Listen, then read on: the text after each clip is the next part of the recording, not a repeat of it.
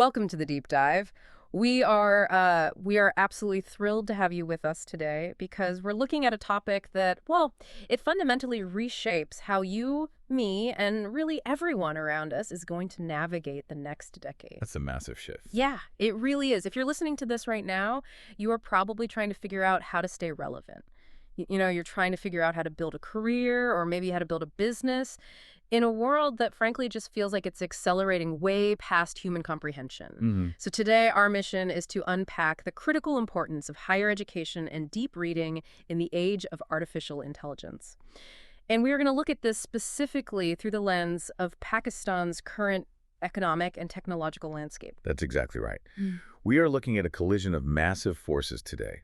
On one hand, you have the rapid global deployment of AI, which is moving at just a breakneck speed. And on the other, you have the specific, highly grounded realities of a developing economy. What we're going to do today is systematically contrast superficial learning with structured understanding.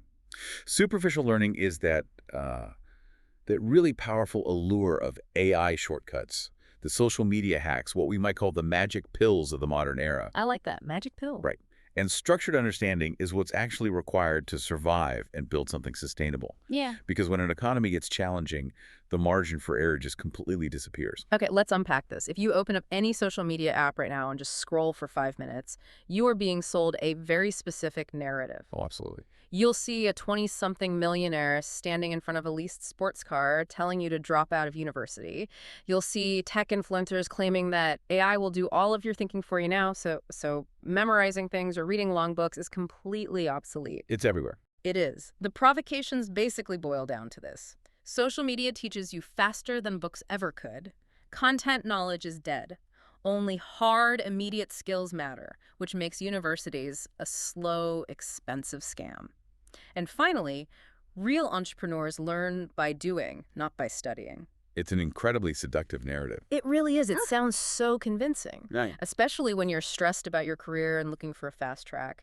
But our source material today, which is anchored by a highly detailed, data-driven keynote by Suleiman Anwar titled Books, Universities, Jobs, and the AI Age, along with some incredibly sobering domestic statistics on Pakistan, it completely dismantles that narrative. It tears it apart. Yeah. Yeah. We are going to stress test these social media claims against the actual data. And that is the perfect place to start, because all of those provocations you just mentioned, the dropout and get rich videos, the AI does my homework claims they all share one fatal flaw. They completely conflate speed with understanding. Wow. They assume that just because a piece of information is instantly accessible on your screen, the cognitive architecture required in your brain to actually utilize that information is somehow no longer necessary. It's a dangerous illusion. Conflating speed with understanding. I love how you phrased that. Let's actually dig into the economics of that, because AI is fundamentally changing the economics of how we work and learn, but not in the way the books are useless crowd suggests. According to the data, AI is acting as this massive polarizing force in the labor market. It's making certain things incredibly cheap, but by doing so, it's making other things unimaginably scarce. Precisely. To understand where your value lies in the future, you have to understand what AI drives down to zero cost. The sources make it very clear. Tasks that used to require a moderate amount of cognitive effort are now commodities. Like what? Drafting a standard email, summarizing a 50-page PDF, writing boilerplate code for a basic website, providing a generic explanation of a concept. All of that is now cheap, fast, and ubiquitous. You don't get paid a premium for doing those things anymore because the machine does them in 3 seconds. Yeah, I remember when being the junior analyst who could quickly read a long report and write a tight one-page summary was a highly valued skill. Like that was your foot in the door at a firm. Exactly. Now, you just drag and drop the PDF into a chat window. Right. But this is the fundamental rule of economics. When one commodity becomes universally cheap and abundant, its complement, the thing required to make it actually useful, becomes incredibly valuable and scarce. Okay. If AI makes generating text cheap, what does it make scarce? The keynote points to several vital human capabilities. First and foremost, judgment under uncertainty. Let me play devil's advocate for a second. Yeah. If I have an AI that has read the entire internet, why do I need human judgment? Doesn't the AI have better judgment than me? That is the core misunderstanding of what large language models actually do. Yeah. AI operates completely without understanding. It generates text by predicting the next most likely word based on its massive training data. It is a statistical engine. It does not possess a domain model of reality. Wait, before we move on, domain model. That's a term that gets thrown around in tech and academia a lot. For the listener who might not deal with cognitive science or systems engineering daily, what does having a domain model actually look like in practice? That's a great question. A domain model is essentially a deeply internalized map of how a specific part of the real world actually works. Okay, give me an example. Let's say you work in supply chain management in Karachi. An AI can give you the textbook definition of a supply chain. It can give you 10 best practices for inventory management. Yes. But a human with a strong domain model knows that if it rains heavily in a specific district, a certain road will flood, which means the trucks will be delayed by 48 hours, which means the perishable goods will spoil, which means you need to call a specific vendor today to route a backup shipment through a different highway. Wow. The AI doesn't know the texture of that reality. It just knows the statistical probability of words related to logistics. That makes total sense. The AI knows the map, but the human with the domain model actually knows the territory. Exactly. And building that internal map, that domain model, requires deep, structured learning. It requires wrestling with complex concepts over time. If you just rely on an AI to give you the summary, you never build the map in your own head. You're outsourcing it. You outsource your thinking to a statistical model. And the danger there is that AI outputs are often incredibly confident, structurally beautiful, and completely wrong. I think we've all experienced that. Have you ever asked an AI a question about a topic you are personally an absolute expert in? A hobby you've done for 10 years or your specific niche at work? Oh, all the time. You read the AI's answer and think, wow, this sounds so professional, but it's totally backwards. Yes. Now imagine you aren't an expert in that topic. You would just read it and accept it as absolute truth. And that is the scarcity the market is willing to pay for. Verification, evidence, accountability. Right. When an AI generates a strategic plan for a business, someone has to look at it and say, this makes a logical sense, but it will fail in our market because of X, Y, and Z. Because they have that local domain model. Exactly. Yeah. You cannot provide that judgment if your mind hasn't been trained to hold complex ideas, evaluate evidence, and spot the hallucination. Books, long-form reading, and structured education train that exact capability. They build the verification layer in your mind. There's a really fascinating data point in the research regarding this idea of context and market fit, especially when we talk about using these global AI tools in a place like Pakistan. The keynote references something called the World Values Survey. Can we unpack that? Because I think this is where the blind reliance on AI gets genuinely dangerous for a developing economy. This is one of the most critical insights in the entire stack of sources. What's fascinating here is how the World Values Survey actually functions. It's a massive, long-term, global research project that explores people's values and beliefs. Researchers took this data and created a spatial graph. Think of it as a massive map of human culture. They plotted countries as dots on this map based on their cultural values. The closer two countries are on this map, the more similar their values, their norms, and their ways of seeing the world. So on this map, you'd expect countries with similar histories or economic structures to cluster together. Right. Now, researchers did something brilliant. They took ChatGPT and essentially subjected it to the same cultural mapping to see where its internal logic, its values, would plot on this graph. And where did it land? It landed squarely inside the cluster containing the United States, Germany, the UK, Australia, and Canada. Wow. It is deeply fundamentally aligned with Western, individualistic, highly developed market values. That is its baseline domain model. Okay, and where is Pakistan on this exact same map? On the completely opposite side of the graph. It is in an entirely different cluster, sitting alongside countries like Ethiopia, Bangladesh, and Egypt. The cultural, economic, and social distance between the AI's baseline assumptions and the reality of the Pakistani market is massive. This is a huge aha moment. Because think about what this means for you, the listener. If you are an entrepreneur or manager in Lahore or Islamabad, Yes. if you are using ChatGPT to do your strategic thinking, to solve a local supply chain issue, or to figure out how to market to a local demographic, and you just copy-paste its advice, you are unconsciously applying a Silicon Valley or Berlin mindset to a local reality. Precisely. The AI will give you advice that assumes a high-trust society, frictionless digital payments, highly enforceable contracts, and massive disposable income. Which is not the reality on the ground. If you don't have the deep domain knowledge to look at that output and say, wait, this won't work here because our market runs on cash on delivery and informal trust networks, Yeah. then you are going to fail. The AI is a powerful tool, but without the human verification layer, without the local domain model, it is a liability. Which begs the question, how do we build that verification layer? How do we build that deep judgment? Right. And this leads us to the most alarming part of the research we have today. To build judgment, to build that complex cognitive architecture, you have to engage in deep reading. You have to wrestle with long-form text. But the data shows that we are in the middle of a catastrophic reading crisis. It is a global problem, but the localized data for Pakistan is staggering. To set the global baseline first, the sources cite data from the OECD, the Organization for Economic Cooperation and Development. Okay. In these highly developed nations, 26% of adults score at what is considered low literacy. And we should clarify what low literacy means here, right? I mean, we aren't talking about people who can't read road signs or sound out words. Correct.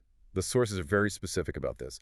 Low literacy in this context means having significant difficulty with dense texts. It means struggling with inference, reading between the lines to understand what an author is implying. It means failing to effectively evaluate complex, contradictory information. So even in the wealthiest nations, a quarter of the adult population lacks the cognitive stamina to track a difficult argument. So that's the global backdrop. 26% of adults in the developed world struggle with dense text. Right. But then we look at the domestic statistics for Pakistan provided in our sources, and the floor just drops out. It really does. According to a Gallup and Jelani Pakistan survey, a massive 75% of the population claims they do not read any books at all. It is a profound statistic. Let me just repeat that for you, the listener, so it really sinks in. 3 out of every 4 people you walk past on the street have completely opted out of reading books. And when you look at the 25% who do read, the numbers break down even further. Only 9% of the total population is considered an avid reader. Just 9%. On average, a Pakistani reads just 2.6 books annually. The total time spent reading averages out to about 60 hours a year. 60 hours a year. To put that in perspective, that's about 10 minutes a day. To give this global context, Pakistan ranks in the bottom 5 countries in the world for reading habits. Regional peers like India average about 16 books per year. In the U.S., the average is 17 books per year, with citizens spending around 357 hours reading annually. Okay, I have to play devil's advocate again here because I know exactly what someone listening to this might be thinking. Of course. They're thinking, okay, so I don't read paper books, but I read articles online, I watch 1-hour video essays on YouTube, I listen to deep dives like this one, I'm consuming information. Why does it matter if the medium isn't a physical book? It's a fair question, and it's one the keynote addresses head-on by detailing exactly what long-form reading systematically trains in the human brain. It is not just about the transfer of facts. You can get facts from a video. Reading a dense 300-page book is essentially a resistance workout for your cognitive faculties. It trains 4 specific things that scrolling or watching simply do not. Walk us through those 4 things. First is sustained attention, the sheer discipline required to sit with a single complex topic for hours or days without clicking away. That is becoming vanishingly rare. Definitely. What's the second? Second is argument tracking. When you read a serious book, the author might introduce a premise in Chapter 1, provide evidence in Chapter 3, and draw the conclusion in Chapter 7. You have to hold all of those pieces in your working memory and evaluate them. That makes sense. You can't just passively consume it. Exactly. Third is transfer the ability to take a complex mental model you learned in one domain and apply it to a totally new situation. And the fourth? Epistemic humility. That's a great term. What does that mean in plain English? It means understanding the limits of your own knowledge. It's the realization of, wow, this topic is incredibly complex, and my initial simplistic opinion was probably wrong. Oh, I see. Short-form content gives you the illusion of total comprehension in 60 seconds. It makes you overconfident. Deep reading exposes you to nuance, contradiction, and depth, which makes you properly humble about what you don't know. So if 75% of a society is not engaging in this resistance training for the brain, they are losing their capacity for sustained attention argument tracking, and epistemic humility. Yes. What happens to a country when the vast majority of its population loses those specific cognitive muscles? The macro-level consequences are severe. When a society avoids deep reading, it loses its primary defense mechanism against misinformation, against poor governance, and against economic stagnation. You cannot solve systemic generational crises with the cognitive equivalent of a TikTok attention span. And the domestic statistics we have illustrate the reality of this deficit very clearly. They really do. Yes, let's look at those domestic statistics. And to be clear to you listening, we are approaching these numbers with complete impartiality. We aren't taking political sides. Here, we are strictly reporting the data provided in the research reports to understand the environment we are discussing. Right, just looking at the hard data. Exactly. Let's start with the 2025 United Nations Development Program Human Development Report. Pakistan ranks 168th out of 193 countries, with an HDI value of 0.544. Which places the country firmly in the low human development category. Mm. And significantly, the report notes a drop of 19 positions, which is one of the steepest declines globally. But the specific metric within that index we need to focus on is education. Right. The mean years of schooling sits at just 4.3 years. 4.3 years of schooling. Stop and think about what that looks like on the ground. That means the average person entering the workforce barely has a 4th or 5th grade education. They are stepping into a globalized, AI-driven economy where the baseline requirement is complex cognitive adaptability, and they have 4.3 years of formal training. And when population lacks that educational foundation, you see immediate downstream effects on governance and institutional trust. The sources provide data from the Transparency International CPI 2024 report released in early 2025. Pakistan ranks 135th out of 180 countries, with a score of just 27 out of 100. The sources also mention a domestic survey, the National Corruption Perception Survey 2025, which indicated that sectors like police, public procurement, and the judiciary are perceived as highly corrupt. And there's a term used in the notes here, elite capture. For those who don't study political economy, what does elite capture actually look like? Elite capture is a situation where public resources, institutions, and policies are manipulated by a small group of powerful individuals, the elite, for their own benefit at the expense of the broader population. Because the system is rigged. It means the rules of the game are rigged. The economic impact of this in Pakistan is estimated to cost up to 6.5% of the GDP annually. And the most heartbreaking part of the data is how these systemic failures manifest physically in the population. The 2025 Global Hunger Index ranks Pakistan 106th out of 123 countries, indicating a serious level of hunger. It's devastating. The key indicators show about 16.5% undernourishment and a staggering 33.6%, essentially a 40% child stunting rate. Driven by a combination of climate disasters, economic crises, and hyperinflation. And finally, contextualizing this economically, the GDP per capita for 2025 places Pakistan among the world's poorest countries at roughly $6,950, drastically far from the top ranks, like Singapore at $156,000. Okay, so we've laid out some incredibly heavy, difficult numbers. A 168th rank in human development, 4.3 years of mean schooling, high corruption, serious hunger, and child stunting. Why are we talking about this in a deep dive about AI and reading? Because we connect this to the bigger picture, we see a profound synthesis. These are massive, deeply entrenched national challenges. Right. You cannot fix an agricultural supply chain to solve child stunting by typing a prompt into ChatGPT. You cannot dismantle elite capture in public procurement by watching a 2-minute motivational video. Definitely not. Restructuring these broken systems requires deep problem-solving skills, rigorous historical context, the ability to read and rewrite complex legal frameworks, and the sustained attention to hold institutions accountable over decades. Exactly. If 75% of the population isn't reading, who's going to track the complex arguments required to rebuild a climate-resilient economy? The AI isn't going to do it for you, especially when we already established that its internal model is based on Western realities that don't understand your local constraints. The lack of deep reading isn't just a personal failing where you miss out on a good novel. It is a structural vulnerability for the entire nation. But here is the critical pivot for the listener.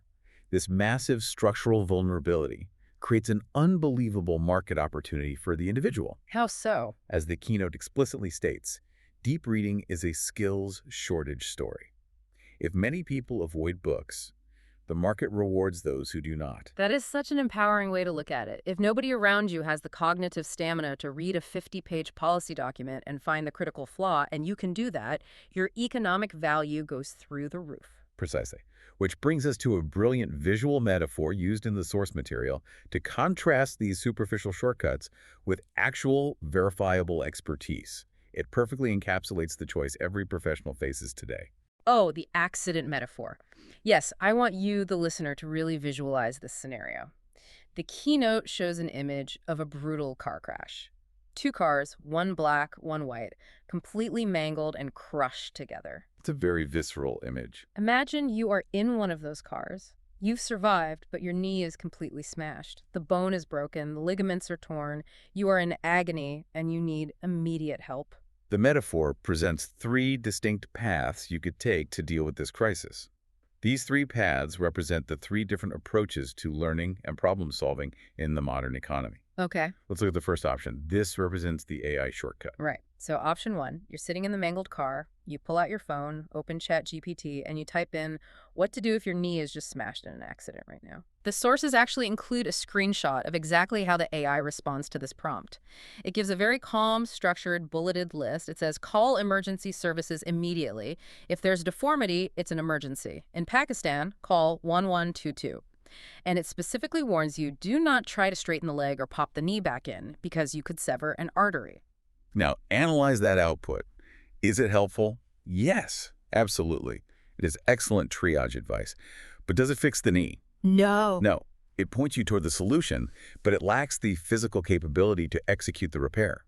It is a basic explanation. It's commodity. Okay, then option two represents superficial learning or the magic pill. This is the allure of the shortcut, the hack, the promise of massive results without any of the required effort. And the sources provide a real-world, localized example of this that is genuinely mind-boggling. It really is. Here's where it gets really interesting. It's a photograph of an actual local newspaper advertisement, written in Urdu, for something called Abdul Hakim Ki Jadui Goli, which translates directly to Abdul Hakim's magic pill. Right. The advertisement makes an incredible claim. It says it can heal broken bones without an operation.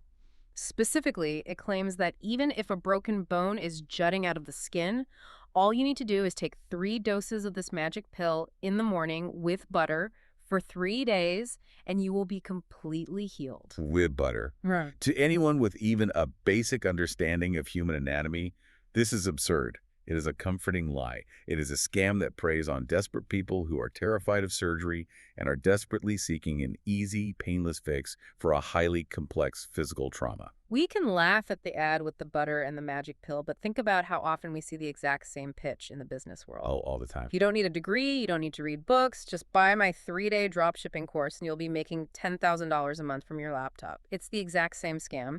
It's Abdul Hakim's magic pill, just repackaged for the digital economy. Exactly. Which brings us to the third option. This represents deep knowledge and structured expertise. The keynote contrasts the first two options with an image of a highly advanced, sterile operating theater. Right. I see surgeons in scrubs. They're utilizing complex robotic arms. They're looking at monitors displaying high-resolution 3D imaging of the knee joint. They are performing a precise, evidence-based, highly trained intervention. So let's tie the metaphor together. The smashed knee is any complex structural problem you face in your career, your business, or your society. Choosing the AI prompt to solve a deep business issue is like choosing the ChatGPT search for the smashed knee. It might give you a nice bulleted summary of the problem, but it lacks the applied capability to actually execute the solution. And choosing the online guru's hack is choosing the magic pill and the butter. Exactly. And choosing to value professional expertise, choosing to engage in structured, difficult learning, choosing to read the dense texts and build your domain models, that is choosing the operating theater. You are deciding to become the surgeon. You have to put in the work. You are putting in the years of invisible hard work to understand the anatomy of the problem, the risks, and the highly technical tools required to actually fix it. You need verifiable capability, not a shortcut. Notice that in the operating theater, there's plenty of advanced technology. The surgeon might be using AI to map the 3D scan or monitor vitals, Great. but the AI is assisting the expert. It is not replacing the expert's judgment or execution. Yeah. The market pays for the surgeon, not the machine. I want to stop and ask you, the listener, directly. Look at your own professional life right now. What are you offering the market? Are you just offering them a ChatGPT summary that they could have generated themselves? Are you selling them a magic pill based on superficial hacks you saw on TikTok? It's a tough question to ask yourself. Or are you doing the quiet, unglamorous, difficult work of tracking arguments, reading deeply, and building the domain model so you can operate in the advanced theater? Because the market will ruthlessly separate those three groups over the next 10 years. And we can see that ruthless separation happening right now in real time when we look at the entrepreneurial landscape in Pakistan. This brings us to a massive reality check regarding the provocation we mentioned earlier. Entrepreneurs learn by doing, not by studying. Let's look at the e-commerce sector. If you look at the surface-level data for e-commerce in Pakistan, it looks like an absolute gold rush. The projections in our sources are massive. The market volume is expected to reach anywhere from $6.5 billion to $12 billion by 2027 to 2029. Huge numbers. Revenue is projected at roughly $4.4 billion for the current year, with a compound annual growth rate of over 17%.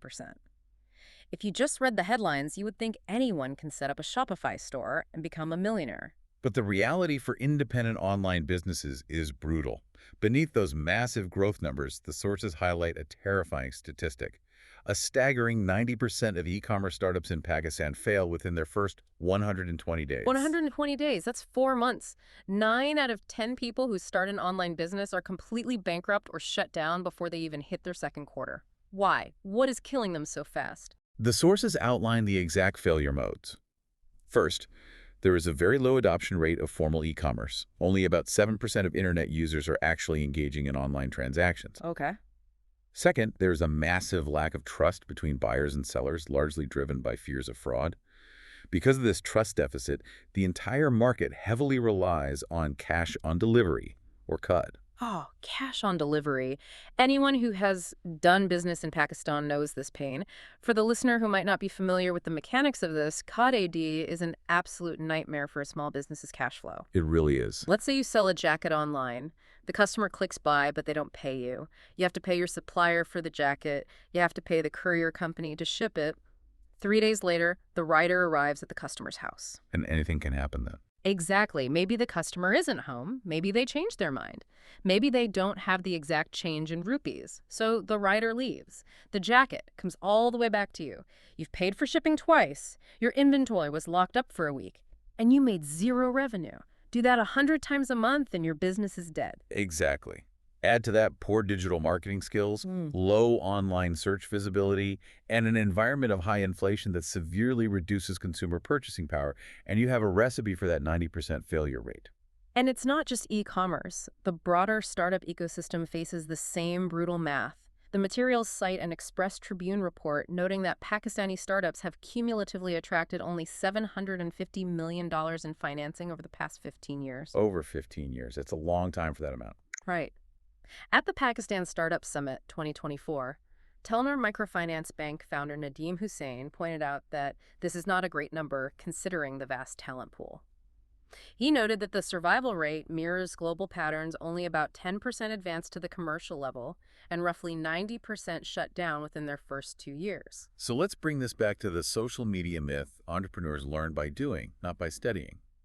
If 90% of businesses are failing in a matter of months, relying purely on learning by doing is an incredibly expensive, highly risky, and statistically doomed strategy. Right. If you try to learn how to manage the cash flow crises of cash on delivery just by experiencing them, your business will die long before you actually learn the lesson. You will run out of money. This is where the concept of borrowed experience becomes the most vital tool an entrepreneur can possess.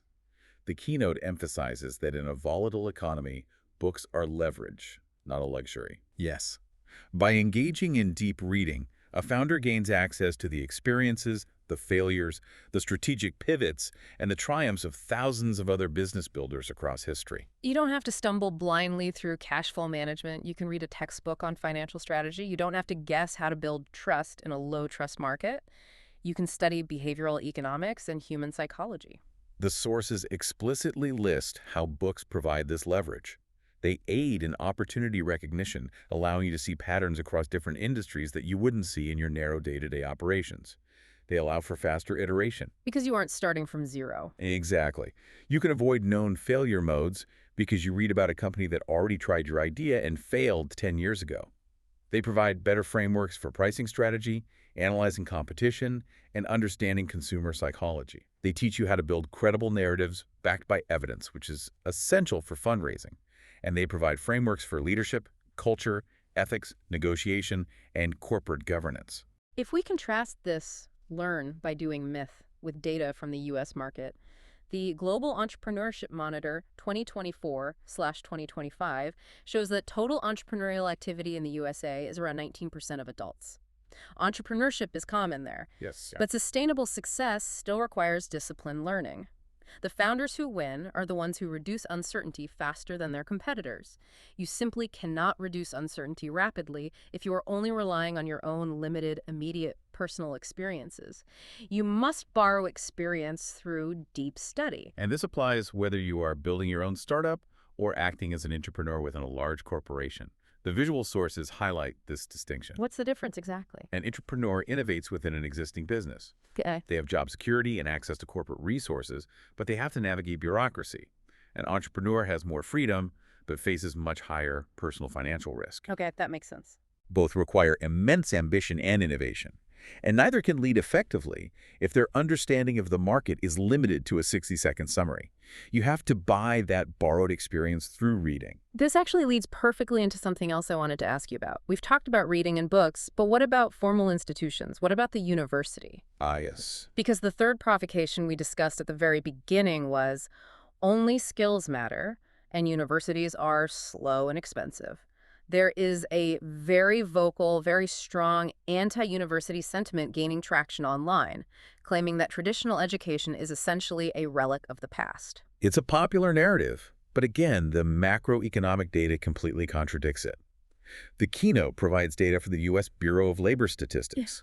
And while this is U.S. data, the economic principles generalize internationally. Right. When you plot median weekly earnings against the unemployment rate across different levels of educational attainment, a remarkably clear linear pattern emerges. What does a pattern show? It shows that education is definitively a risk reduction strategy. The higher the educational attainment from a high school diploma to a bachelor's, to a master's, to a professional degree, the lower the unemployment rate. Then on the earnings side, It is also a massive productivity signal. Higher educational attainment directly correlates with significantly higher median earnings. the sources also provide this fascinating matrix regarding the returns to education, breaking it down into private versus social returns, and economic versus non-economic returns. Can you walk us through that? Because people usually only think about the degree in terms of their own starting salary. Exactly. On a private economic level, graduates enjoy higher earnings. They are far more likely to be employed. They find new jobs much faster if they are unemployed, and they generally enjoy better working conditions. And the social level. The social economic returns are massive, too. A highly educated population increases national tax revenues, boosts workforce flexibility, and decreases reliance on government social support. And what about the non-economic benefits? They are profound. On a private level, higher education correlates with increased life expectancy, better personal health, and better consumer decision-making. On a social level, it correlates with higher voter participation, greater social cohesion, and lower crime rates. So despite what the online gurus say, higher education isn't disappearing at all. In fact, it is scaling globally at an unprecedented rate. According to UNESCO 2025 data cited in the sources, there are currently 264 million students enrolled in higher education worldwide. 264 million. What is happening is not a decline, but a diversification. The keynote rightly points out that the delivery methods are evolving. We are seeing more online and hybrid pathways existing alongside traditional degrees. Right. We're seeing a massive rise in micro-credentials, boot camps, and modular programs that offer stackable skills. There is greater cross-border mobility for students. And yes, there is intense pressure on universities to show real employability outcomes and help students build portfolios. But the core institution of structured, rigorous learning remains robust and necessary. I think the confusion stems from this buzzword skills-first hiring. You hear this all the time now on LinkedIn. Companies are dropping degree requirements. It's a skills-first market. People interpret skills first to mean anti-education. That is a critical misunderstanding. The Yeah. sources address this explicitly. Skill-based does not mean anti-education. It means verifiable capability. Verifiable capability. It means the market rewards evidence, portfolios, and applied competence over just a kind of paper. But, and this is the vital point, a skills-first market still heavily rewards long-form learning, because long-form learning is the primary mechanism to acquire complex, cumulative skills. Let's talk about what those skills actually are. Because if you ask a high school student what skills they need for the future, they'll say coding or AI prompting. But the World Economic Forum's Future of Jobs Report 2025 tells a much more nuanced story. It does. It lists the top 10 fastest-growing skills required by 2030. Yes, the hard technology skills are there at the top. AI and big data are number one, followed closely by networks, cybersecurity, and technological literacy. But look closely at the rest of the list. Look at the fast-growing human skills. Right. Creative thinking is number 4 on the list. Resilience, flexibility, and agility are number 5. Curiosity and lifelong learning are number 6. And then you have leadership and social influence, talent management, analytical thinking, and environmental stewardship. Notice how many of those top 10 skills are deeply cognitive skills, or traits related to self-efficacy and working with other humans. Yeah. These are not skills you learn by watching a 10-minute tutorial. These are precisely the capabilities honed by wrestling with difficult texts, navigating complex, ambiguous university projects, defending a thesis, and engaging with peer networks and faculty feedback. There's another stat from the WEF data that really drives this home regarding the ratio of human-to-machine working hours. Machines and AI are projected to take over 62% of all information and data processing. But humans still dominate reasoning and decision-making at 72%. Wow. Humans dominate communicating and interacting at 69%. And humans dominate coordinating and managing at 71%. The machine processes the massive amounts of data. The human makes the judgment call. The LinkedIn economic graph for 2025 shows that skills-based hiring is expanding the talent pipeline specifically for AI roles. If you want those highly paid roles, yes, you absolutely need the technical skills. Of course. But your differentiator, the thing that keeps you from being replaced by the next iteration of the AI, is your human skill. And we bring it all the way back to reading. Books build the mental models, not just quick tips. They improve your writing, which is incredibly important because writing is now the primary interface for interacting with AI through prompting. They train the critical reading skills, which, as we established, are your main defense against confident but wrong AI outputs. They expand your imagination and your ethical reasoning, which are crucial for leadership. This is the ultimate synthesis of our deep dive today. Yes. So what does this all mean for the listener? How do you actually apply this dense, data-driven reality to your daily life, especially if you are trying to build a career in a challenging environment like Pakistan? Yes, let's get incredibly practical. The keynote offers a highly actionable winning formula. It frames this as a response in a hypothetical dialogue with a frustrated student. Let's hear it. The student says, I can learn anything from short videos. AI will do the hard parts for me. I just want skills and money right now. The correct response to that student is not to reject their ambition or tell them to go sit in the library for 4 years doing nothing. The response is to reframe their methodology. You say, great, you want to prove you're valuable. Then let's measure what you can actually do, not what you just watched on a screen. The formula is simple but rigorous. Do both. Learn deeply, often through books and structured university courses, to build those incredibly scarce mental models we've been talking about, and simultaneously use AI for speed. Use it for drafting, for rapid search, for summarizing the commodities. And then you must package your skills as verifiable proof. The sources explicitly advise building a portfolio. You cannot just hand an employer a resume with a list of generic skills anymore. You need to show projects. You need to show writing samples. You need to present case studies that demonstrate how you solved a complex problem. You need to show measurable outcomes. And the proposed rhythm for building this portfolio is incredibly powerful.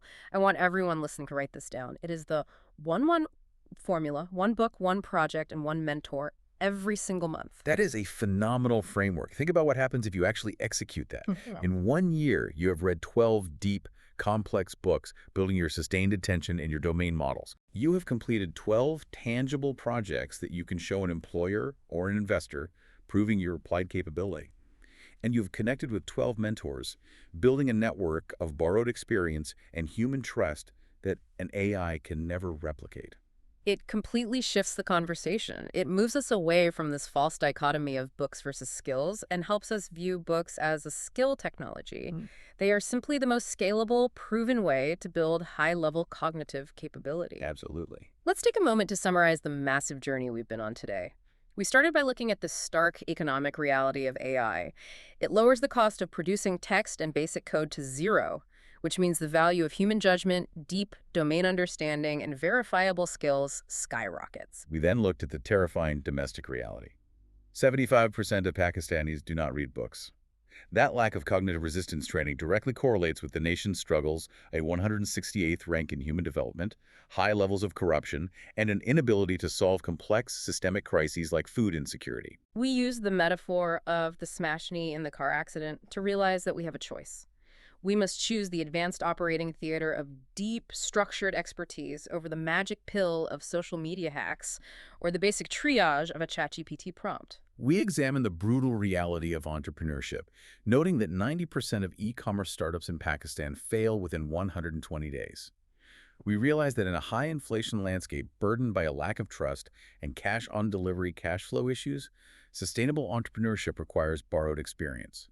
And that experience is uniquely accessible through books. And finally, we dismantled the myth that universities are irrelevant. We saw the data proving that higher education reduces economic risk and that a skills-first labor market heavily rewards the critical, creative, and analytical thinking that is fostered by long-form, difficult learning. For anyone operating in a developing economy, overcoming the superficial magic pill mindset is literally the only path to sustainable success. In the AI era, the value of books and higher education doesn't decrease. It actually increases exponentially for the minority of people who use them to build verifiable skills. If you want a great job in the future, you have to master hard problems and show your portfolio. If you want to build a business that survives past 120 days, you have to buy borrowed experience and test your ideas intelligently. The most employable and investable people in the coming decade will be the ones who can learn deeply and adapt quickly. So I highly encourage you to adopt that formula. One book, one project, one mentor every month. I will leave you with this final lingering thought to mull over. If artificial intelligence makes average knowledge completely free and instant, then the only knowledge actually worth paying for in the future is the knowledge that is exceptionally difficult to acquire. Ask yourself, are you building an intellect that an algorithm can easily replicate, or are you doing the hard work to build an operating theater in your mind? What a powerful question to end on. Thank you so much for joining us on this deep dive today. Keep questioning the shortcuts, keep reading deeply, and keep learning. We'll see you next time.